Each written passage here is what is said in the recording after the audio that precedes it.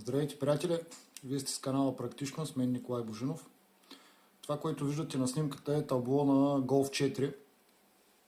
Както виждате, ето тук има бензинова колонка с колко километра остава до края на като свърши горивото. Това е така наречения range или distant to empty. Показвам ви снимката, защото сега ще ви покажа програмите, с които го направих. Така. За целта използвах ето този кабел. Това е кабел Wacom KKL 409.1. Използвам съм този кабел, защото този кабел специално, синия, който е, с него работят и останалите програми. По принцип то е за Wacom, нали? Само че тази версия, която е старата версия, ето тази VCDS Lite 1.2. С нея не може да правите много неща, но за сметка на това работи кабела, самия кабел работи с програмите, които ни трябват. За да направим това нещо с Distant to Empty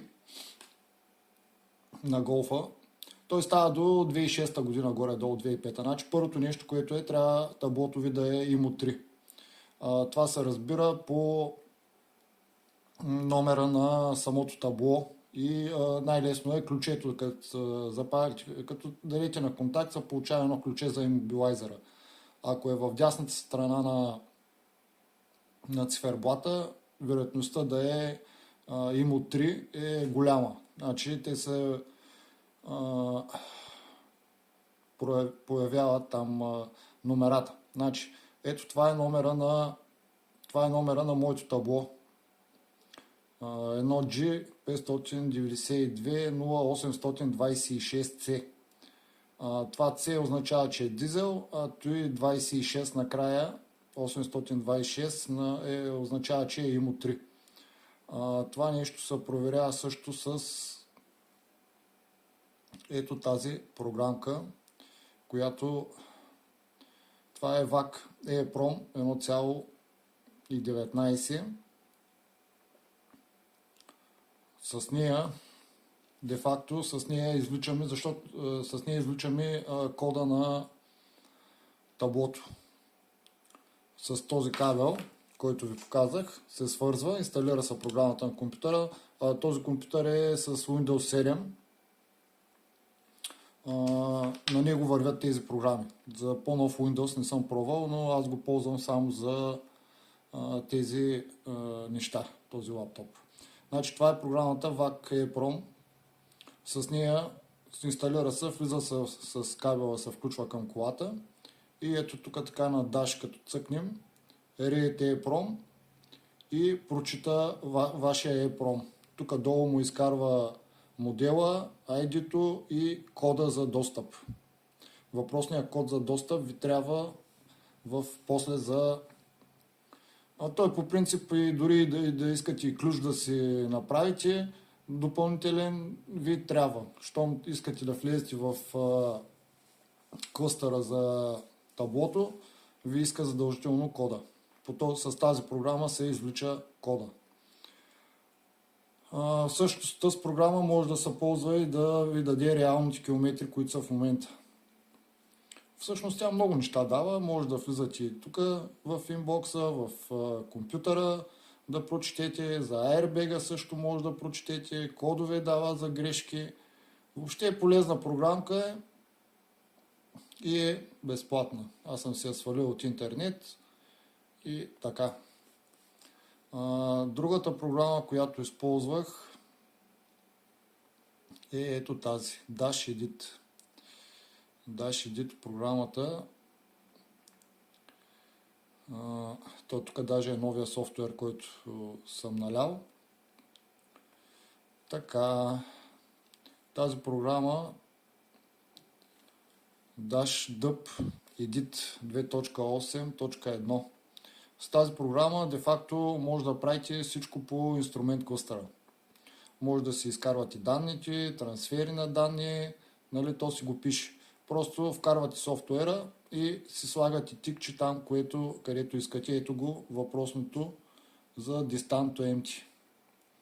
Аз вкарах моя софтуер в програмата, промених го с нещата, които исках да има вътре и го извляках и по този начин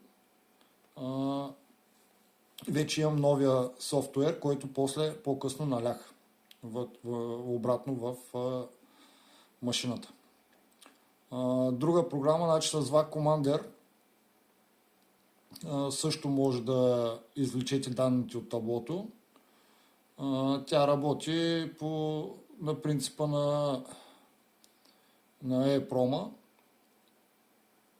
Просто аз съм събрал сумати програми тук, защото много време си играх, докато ги науча. Включва се програмата с кабела към колата и той го прочита, де-факто. И от тук може да си, ето където е K-Learning, ви прочита кода. И други различни неща може да се правят с тази програма. Аз какво направих? Извляках софтуера от колата. Хубаво е да си го запишете някъде, ако евентуално стане грешка, да може да си го върнете обратно. Тъпото е, че ако объркате нещо, може да си изгорите таблото, де-факто да не става за нищо. Но това е риска. Аз, понеже се занимавам и си е моята колата и си рискувах и какво толкова? Ще си купя едно ново табло за 300-400 лева, айде готово. И така, извляках софтуера, промених го и го налях обратно. И като го налях обратно вече, той е с активираните функции. На тия новите коли, деца след 2006 нагоре, то си го има вградено, всичко си го е написано, направено, може да се променя. Даже дори с Wacom кабела, като влезете с тези на по-новите машини, може да влизате в абсолютно всички инструменти и става лесно. Другата програма, която ползвах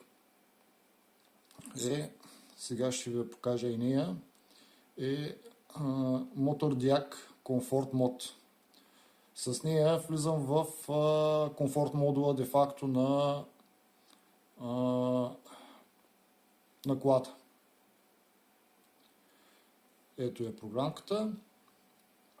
С нея си направих да се свалят стъклата с ключа на колата.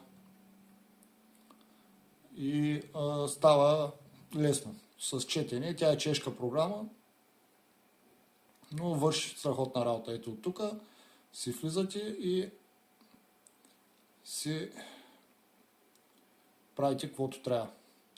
Просто ето е програмката, като се вкара с този същия кабел работи и тя. Затова съм го взел този кабел, защото с този кабел работи и тази програма. Това е поне на Golf 4 работи. Най-вероятно ще работи на Audi-та и на Шкоди до там 2005-2006 година.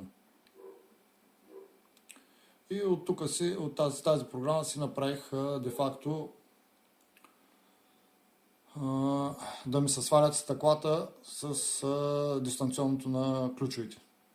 Като се задържа бутона и стъклото при отключване задържаш бутона и стъклото слиза. При заключване задържаш бутона и то се дига нагоре.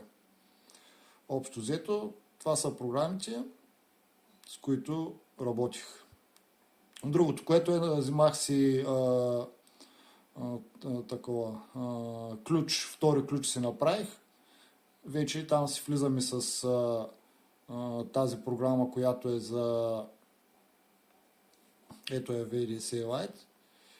С нея се влиза и се прави втори ключ. Но за целта ви трябва този код на таблото, който е, иначе няма да ви пусне да го промените. А той се извлича с VAC EEPROM или, както казах, или с VAC Commander. Аз ползвам VAC EEPROM, защото по-лесно работи и мисля, че вероятността да объркам нещо е по-малка. Това е, приятели. Ако ви харесват видеята, абонирайте се, Споделяйте с повече хора, слагайте лайкчета. До нови срещи, всичко добро!